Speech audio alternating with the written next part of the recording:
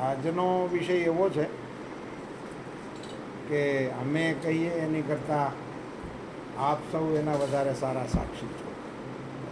આખી યાત્રાને આપ સૌએ પણ નિહાળી છે, કંડારી છે અને લોકો સુધી પહોંચાડવાનો પ્રયાસ કરનારા છો. હું તો પોતે એવું માનું છું કે પ્રધાનમંત્રીશ્રીના 12 વર્ષના કાર્યકાળને એક ગુજરાતી તરીકે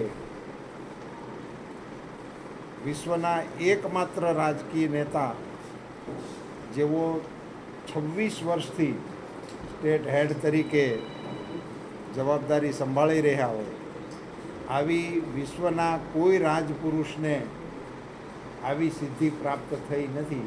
એવી સિદ્ધિ આપણા નરેન્દ્રભાઈએ મેળવી છે. એ આપણા સૌ માટે ગૌરવ અને ગરિમાનો વિષય છે. આ કાર્યક્રમની રચના થતી હતી ત્યારે એક વિષય એવો આવ્યો હતો કે કોઈ પણ એક યોજના સંબંધે લંબાણપૂર્વક વાત મુકાવી જોઈએ. કારણ કે મોદી સાહેબના આયામ એટલા બધા છે કે આપણે કલાકો સુધી વાતો કરીએ તો પણ એનો છેડો ના આવે. એટલે હું એ થીમને પકડીને મોદી સાહેબે જે પ્રકારે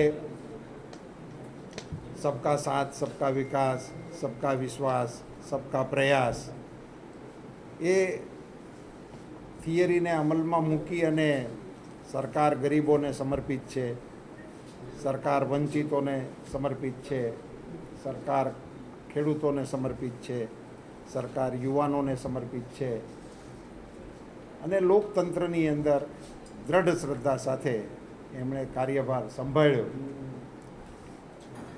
વડાપ્રધાન બન્યા પછી જેમ પાણી, એવી રીતે આરોગ્ય,